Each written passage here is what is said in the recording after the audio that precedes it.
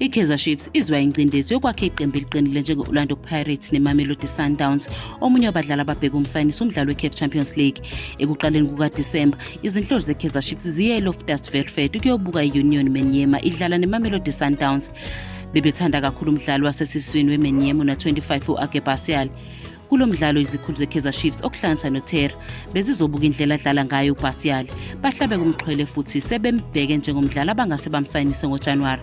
uBasial ungumdlali oguquguqukayo okwaziyo ukudlala ezindaweni ezahlukene zasesiswini. Useshaya igoli elilodwa emidlalweni emihlanu ye-CAF Champions League kule sizini. Ukusayinisa uBasial kungaba usizo olukhulu eqenjini le-Kaizer Chiefs. Ikhono lakhe lokudlala ezindaweni ezahlukene lizokwenza iqembu libe nezinketho eziningi. Amava akhe ku-CAF Champions League nawo angabaluleka njengoba behlose ukwenza kahle ku-Betway Premiership. uBasial angasathuthukisa ukuhlasela kweqembu. Ikhono lakhe lokushaya amagoli phakathi nenkundla lizokwehlisa ingcindezi kubagadli bese kwengeza enye ingozi yokuhlasela. Ijubane lakhe nekhono lakhe lebhola lingenza kube nzima kubadlali basemuva ukuliphatha. Sekukonke, ukusayinisa uBasial kungase kube umnyakazo okhaliphile ku-Kaizer Chiefs njengoba izama ukufica izimbangi zayo.